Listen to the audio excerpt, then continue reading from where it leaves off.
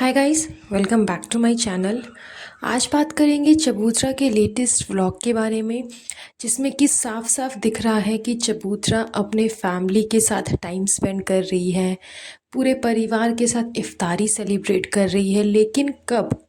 इफ्तारी के तीसरे दिन, यानी कि फर्स्ट डे कहीं से कोई बुलावा नहीं, दूसरे दिन कहीं से कोई बुलावा नहीं, एग्जैक्ट थर्ड डे पे जा कर के चबूतरा को बुलावा आता है। देन चबूतरा भाई भाभी के घर पे जाती है एंड वहाँ जाने के बाद वो इफ्तारी सेलिब्रेट करती है। वो भी आपको किसी और के ब्लॉग में देखने को अभी तक नहीं मिला है। सिर्फ चबूतरा के ही ब्लॉग में ये चीज़ देखने को मिला है कि वो इफ्तारी सेलिब्रेट करने के लिए गई है एंड वो बैठ कर के वहाँ पे इफ्तारी सेलिब्रेट कर रही है। अभी से पहले जितने भी ब्लॉग्स उसने अपलोड किए हैं, जिस भी तरीके के कंटेंट की तो खैर कोई कमी ही नहीं है इस महीने इनके पास में भरपूर कंटेंट है।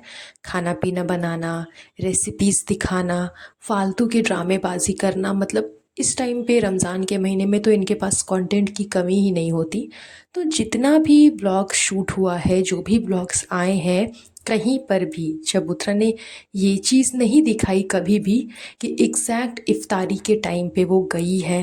एग्जैक्ट इफ्तारी का ही थंबनेल लगाया है, उसी की डिस्क्रिप्शन भी लिखी है कि इफ्तारी सेलिब्रेशन फैमिली के साथ।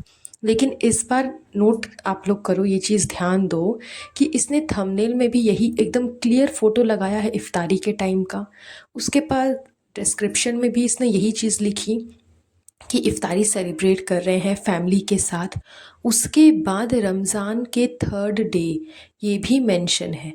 तो मतलब इनडायरेक्ट वे में चबूतरा साफ साफ दिखाने की ये कोशिश कर रही है कि रमज़ान का तीसरा दिन जब हुआ तब हम गए अपने पापा के घर, मम्मी के घर, भाई भाभी के घर जा कर के इफ्तारी सेलिब्रेट की। जबकि इनके लिए ये फेस्टिवल बहुत इम्पॉर्टेंट है, बहुत पावन महीना है। ये लोग बोलते हैं कि इसमें झूठ नहीं बोलना चाहिए, जितने अच्छे से अच्छे काम हो वो करना चाहिए, आपस में प्यार करना चाहिए, एक दूसरे को फैमिली के साथ रहना चाहिए। तो हम साथ साथ वाली फैमिली रमज़ान के महीने में ही अलग अलग क्यों हो गई, दूर दूर क्यों हो गई? एक साथ रहना चाहिए था ना पूरी फैमिली को।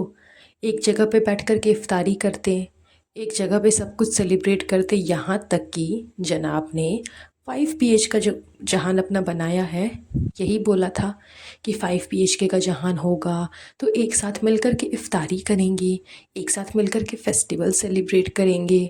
जबकि ऐसा कुछ तो नहीं हो रहा ना।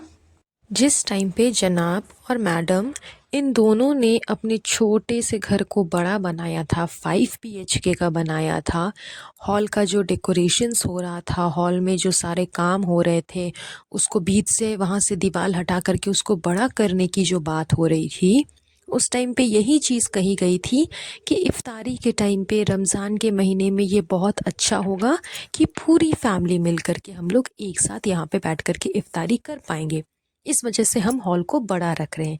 यही कारण था कि इन लोगों ने हॉल को बड़ा किया था। बट दूर दूर तक ऐसा कुछ नज़र नहीं आ रहा।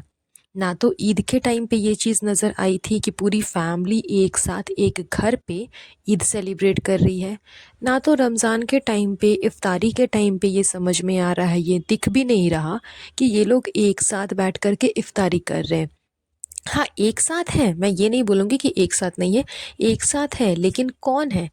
सुटारा बेगम है, उसके हस्बैंड है, उसके बाद में जनाब और उसकी फैमिली है, बेटी खाला है, रिज़ा रेहान है, ये सब कोई है।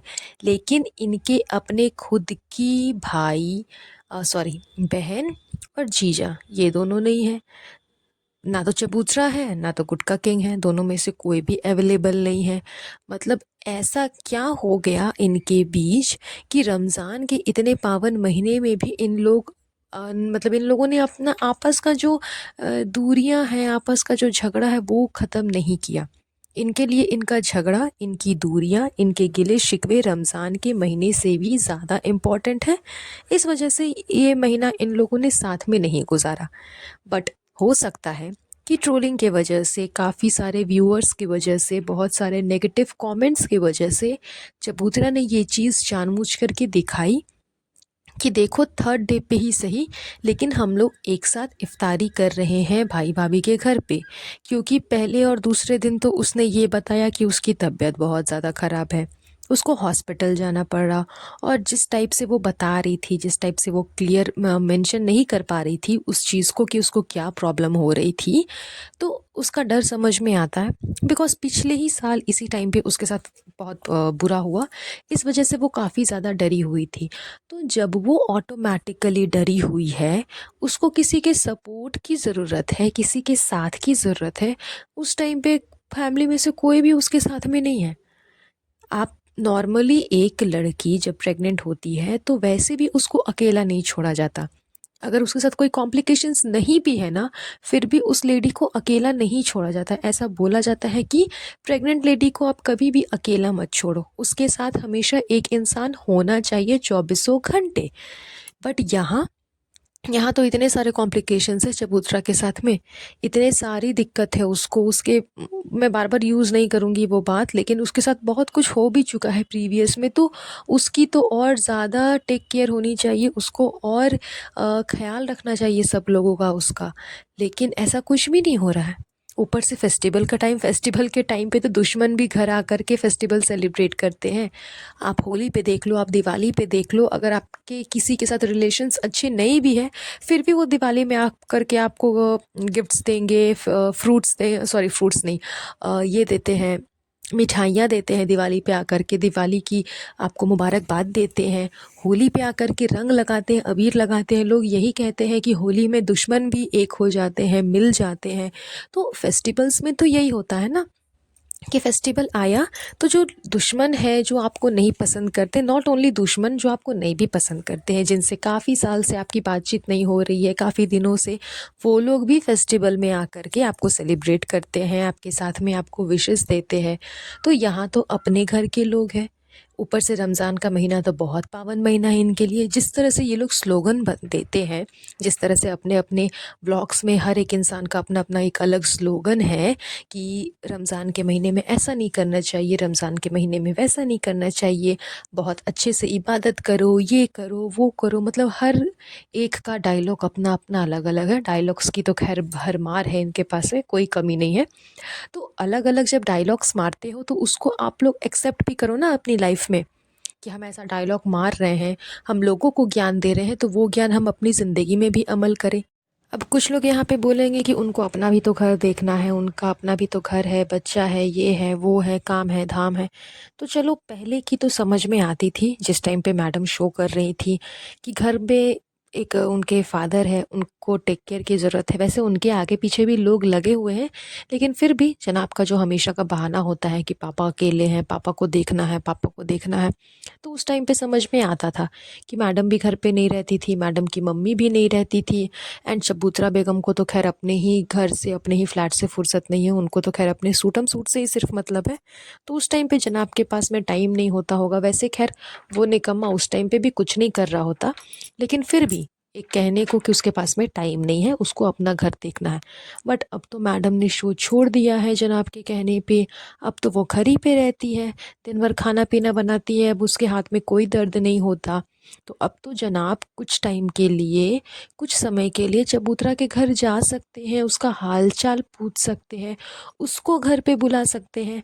पहले मैडम नहीं थी तो सोचते होंगे कि घर पे बुलाऊंगा तो कौन टेक केयर करेगा, कैसे करेगा, खाना पीना वगैरह वगैरह। खैर उसकी भी दिक्कत नहीं थी, इनके घर पे तो मेड है, लेकिन फिर भी चलो एक्सक्यूज़ देने के टाइम पे ये लोग कुछ भी एक्सक्यूज़ दे सकते हैं। बट अब तो मैडम आ चुकी है, मैडम के एब्सेंस में आपने नहीं बुलाया, लेकिन मैडम के सामने तो आप बुला सकते हो। दोनों हस्बैंड वाइफ उससे बात कर सकते हो, पूछ सकते हो, उसको अपनी जर्नी बता सकते हो कि देखो हमारे साथ क्या क्या हुआ, हमने क्या क्या फेस किया। उसी तरीके से तुम भी अपने आप को स्टेबल रखो, काम रखो, कोई दिक्कत नहीं होगी, क्योंकि वो बहुत जल्दी घबरा जाती हैं। बट ऐसा कुछ भी नहीं करते ये लोग, कुछ भी नहीं। क्यों भाई, ऐसी क्या तकलीफ़ है अपनी बहन से? जस्ट बिकॉज़ कि वो प्रेग्नेंट हो गई, घर में अब एक दूसरा बच्चा आएगा तो सभी लोग उसके प्रति ज़्यादा ध्यान देंगे, उसको ज़्यादा प्यार करने लगेंगे, इस वजह से? मतलब इनके आपस के झगड़े किस मैटर पे हो जाएंगे समझ में नहीं आता। जो मैडम मतलब इतना ज्ञान पेलती है जनाब के लिए कि मेरे जनाब ये है वो है, उसी जनाब ने अपने ईगो के चक्कर में इसकी पूरी लाइफ की धज्जी उड़ा दी। इतना बड़ा शो मिला था, वो शो को कंप्लीट करने नहीं दिया, बीच में ही शो छुड़वा दिया मैडम से। मतलब इतना भी कोई गिर सकता है, इतने हद तक भी कोई इंसान गिर सकता है।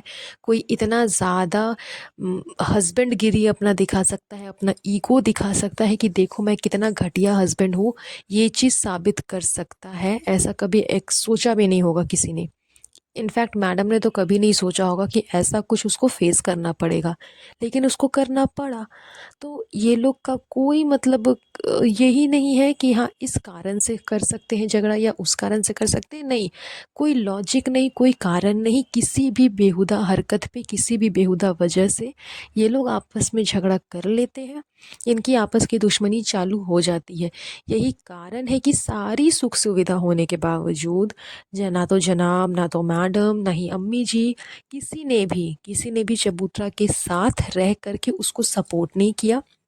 अम्मी जी का एक कारण हो सकता है क्योंकि चबूतरा ने अलग से फ्लैट अपना फिर से रेनोवेट करा लिया ना।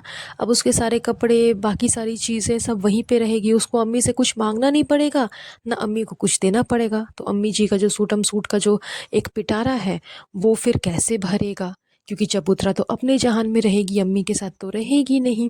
तो ये कारण भी हो सकता है अम्मी का कि वो चबूतरा से झगड़ा कर रही है। कुछ भी हो सकता है इनका। बाकी इनकी आपस की बातें तो खैर यही जाने कि एग्जैक्टली में मैटर क्या है। लेकिन इस टाइम पे चबूतरा को घर वालों की ज़रूरत है, जो कि उसको नहीं मिल रही है। तो जाहिर सी बात है कि अगर थोड़ा सा भी कुछ उसको प्रॉब्लम होता है तो वो ज़रूरत से ज़्यादा घबरा जाती है और ज़रूरत से ज़्यादा परेशान हो जाती है। एंड यही सारी चीज़ें उसके ब्लॉग में आपको देखने को फ़िलहाल मिल रही है। That's all. आज का ये पॉडकास्ट हम यहीं पर एंड करेंगे। बहुत जल्द मिलूँगी आप लोगों से नए पॉडकास्ट पे। तब तक आप सब अपना ध्यान रखिएगा। Have a nice day. Bye bye.